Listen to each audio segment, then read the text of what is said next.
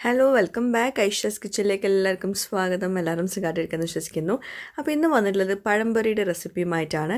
മൈദപ്പൊടി ഒട്ടും ചേർക്കാണ്ട് ഗോതമ്പ് പൊടി വെച്ചിട്ട് നല്ലൊരു അടിപൊളി പഴംപൊരി റെസിപ്പിയാണെന്ന് ഷെയർ ചെയ്യാൻ പോകുന്നത്. അതുപോലെ നമ്മുടെ ചാനൽ ഇതുവരെ സബ്സ്ക്രൈബ് ചെയ്യാത്തവരുണ്ടെങ്കിൽ നിങ്ങൾക്ക് ചാനൽ ഇഷ്ടമാവുന്നുണ്ടെങ്കിൽ ഒന്ന് സബ്സ്ക്രൈബ് ചെയ്യണേ. അവിടെ കന്നഡ സബ്സ്ക്രൈബ് ബട്ടൺ ഒന്ന് പ്രസ് ചെയ്യുക. അതിൻ്റെ കൂടെ ചെറിയൊരു ബെല്ലൈക്കൺ ഉണ്ട്, അതുകൊണ്ടൊന്ന് പ്രസ് ചെയ്യുക. അപ്പോൾ ഇതുപോലെ കാണാം, ഇതിൽ ഓൾ വേണം പ്രസ് ചെയ്യാൻ. അപ്പോൾ ശരി, നമുക്ക് നേരെ റെസിപ്പിയിലോട്ട് പോകാം. അപ്പോൾ ഞാൻ എപ്പോഴും പഴംപൊരിയുടെ മാവൊക്കെ ഉണ്ടാക്കുന്നത് ഈ ബ്ലെൻഡറിൻ്റെ ജാറിൽ ഇട്ടിട്ടാട്ടോ. കൈകൊണ്ട് കുഴച്ചെടുക്കാം, ബ്ലെൻഡറിലിട്ടിട്ടും ചെയ്തെടുക്കാം. അപ്പോൾ ആദ്യം ബ്ലെൻഡറിൻ്റെ ജാറിലോട്ട് ഒരു മുട്ട ചേർത്ത് കൊടുക്കുകയാണ്. പിന്നെ അതിലോട്ട് ഒരു 1/2 കപ്പ് വെള്ളം ഒഴിച്ചു കൊടുക്കുകയാണ്. പിന്നെ 1 കപ്പ് ഗോതമ്പ് പൊടി. അപ്പോൾ അത് നമ്മൾ മൈദപ്പൊടിക്ക് പകരമാണ് ഗോതമ്പ് പൊടി എടുത്തിട്ടുള്ളത്. അപ്പോൾ ഞാനിപ്പം കുറച്ച് മാത്രമേ ഉണ്ടാക്കുന്നുള്ളൂ പഴംപൊരി. അപ്പോൾ അതിനായിട്ട് 1 കപ്പ് ഗോതമ്പ് പൊടി എടുത്തിട്ടുണ്ട്. പിന്നെ 1 കപ്പ് ഗോതമ്പ് പൊടിയിലോട്ട് നമുക്ക് 1/2 കപ്പ് അരിപ്പൊടി കൂടി വേണം. നമ്മളിതിലോട്ട് ഒട്ടും തന്നെ മൈദ ചേർക്കുന്നില്ല കേട്ടോ. അപ്പോൾ കുറേ പേര് മൈദപ്പൊടി ആയതുകൊണ്ട് തന്നെ പഴംപൊരി കഴിക്കാത്തവരുണ്ടാവും. അപ്പോൾ നമുക്ക് സെയിം ടേസ്റ്റിൽ തന്നെ ഗോതമ്പ് പൊടി വെച്ചിട്ട് ഉണ്ടാക്കാൻ പറ്റുന്നതാണ് ഈ ഒരു വീഡിയോയിലൂടെ പറയുന്നത് കേട്ടോ. പിന്നെ 1/2 കപ്പിൽ കുറച്ച് കുറവ് പഞ്ചസാര നിങ്ങൾക്ക് ഇഷ്ടത്തിനനുസരിച്ച് ചേർത്ത് കൊടുക്കുക. ഞാൻ 1/2 കപ്പിൽ കുറച്ച് കുറവ് എടുത്തിട്ടുണ്ട്. അതുപോലെ ഉപ്പ്, ടേസ്റ്റ് ഒന്ന് ബാലൻസ് ചെയ്യാൻ വേണ്ടിയിട്ട് കുറച്ച് ഉപ്പ്. അതുപോലെ മഞ്ഞൾപ്പൊടി സാധാരണ നമ്മൾ പഴംപൊരിയിലോട്ട് ചേർക്കുമല്ലോ കളറിനായിട്ട്, അപ്പോൾ അത് കുറച്ച് ചേർത്ത് കൊടുക്കാം. പിന്നെ ഏലക്ക പൊടിച്ചത്, അതും ഒരു 1/4 ടീസ്പൂണൊക്കെ ചേർത്ത് കൊടുക്കാം. ബാക്കിയൊക്കെ നമ്മൾ പഴംപൊരിയുടെ മാവ് ഉണ്ടാക്കുന്ന പോലെ, മൈദപ്പൊടി വെച്ചിട്ടുള്ള പഴംപൊരിയുടെ മാവ് ഉണ്ടാക്കുന്ന സെയിം അതേപോലെ തന്നെ കേട്ടോ. കുറച്ചുകൂടെ വെള്ളം ഒഴിച്ചിട്ടുണ്ട്. വെള്ളം കൂടി പോകരുത് കേട്ടോ. ഇനി നമുക്ക് ഇത് നല്ലോണം അരച്ചെടുക്കണം. പിന്നെ നമ്മളെപ്പോഴും പഴംപൊരിയുടെ മാവ് ഉണ്ടാക്കുമ്പോൾ മൈദപ്പൊടി വെച്ചിട്ട് ഉണ്ടാക്കുകയാണെങ്കിലും അല്ലെങ്കിൽ ആട്ടപ്പൊടി വെച്ചിട്ട് ഉണ്ടാക്കുകയാണെങ്കിലും നല്ല തിക്കായിട്ട് തന്നെ അരച്ചെടുക്കണം. ഒരുപാട് വെള്ളത്തിൽ ലൂസാക്കിയിട്ട് നമ്മുടെ മാവ് റെഡിയാക്കരുത് കേട്ടോ. അപ്പോൾ നല്ല തിക്കായിട്ട് നിങ്ങൾ കാണാൻ പറ്റും. നല്ല തിക്കായിട്ടാണ് നമ്മൾ മാവ് റെഡിയാക്കിയിട്ടുള്ളത്.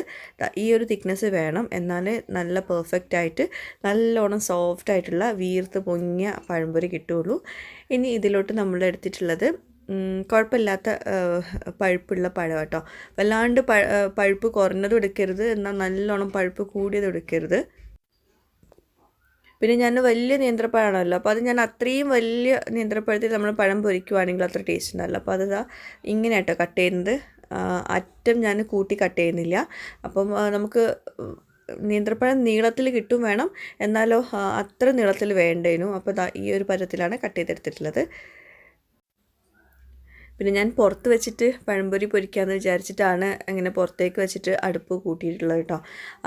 എപ്പോഴും നല്ലത് ഗ്യാസ് സ്റ്റൗവിൽ വെച്ചിട്ട് പഴംപൊരി പൊരിക്കുക തന്നെയാണ്, എന്നാലേ നമുക്ക് ആ ഒരു കറക്റ്റ് ചൂട് കിട്ടുള്ളൂ, എണ്ണയുടെ ചൂട് കറക്റ്റായിട്ട് കിട്ടുള്ളൂ. അപ്പം അത്യാവശ്യം എണ്ണ ഒഴിക്കണം. ബാക്കിയൊക്കെ നിങ്ങൾക്ക് അറിയുന്നുണ്ടാവും. പിന്നെ എണ്ണയുടെ ചൂട് മസ്റ്റാട്ടോ. നല്ലോണം വീർത്ത് പൊങ്ങി വരണമെങ്കിൽ നല്ല ചൂടുള്ള എണ്ണയിലോട്ട് വേണം നമ്മൾ മാവിൽ മുക്കിയിട്ടുള്ള പഴം ഇട്ട് കൊടുക്കാൻ വേണ്ടിയിട്ട്. പിന്നെ പഴം ഇട്ട് കൊടുക്കുമ്പം അതൊക്കെ എല്ലാവർക്കും അറിയുന്നുണ്ടാവും, നല്ലോണം മാവ് കോട്ട് ചെയ്യണം. എന്നിട്ട് നല്ല ചൂടുള്ള എണ്ണയിലോട്ട് ഇട്ട് കൊടുത്താലേ നന്നായിട്ട് വീർത്ത് പൊങ്ങി വരുള്ളൂ. ഇതിപ്പോൾ ചൂട് കുറച്ച് കുറവുണ്ട്. അപ്പോൾ എപ്പോഴും സ്റ്റൗവിൽ വെച്ചിട്ടാകുമ്പോൾ നമുക്ക് ചൂട് കൂട്ടുക കുറയ്ക്കുകയൊക്കെ ചെയ്യാം. ഇതിപ്പോൾ നമ്മൾ അടുപ്പത്ത് വെച്ചിട്ടാകുമ്പോൾ വിറക് വെച്ച് കൊടുക്കണമല്ലോ, അപ്പോൾ നമുക്ക് ചൂട് തന്നെ കറക്റ്റായിട്ട് മനസ്സിലാക്കാൻ പറ്റില്ല. ഞാൻ പിന്നെ പുറത്തുനിന്ന് പൊരിക്കുക എന്നുള്ളൊരു ചേഞ്ച് ആയിക്കോട്ടെ എന്ന് വിചാരിച്ച് ചെയ്തതാണ്.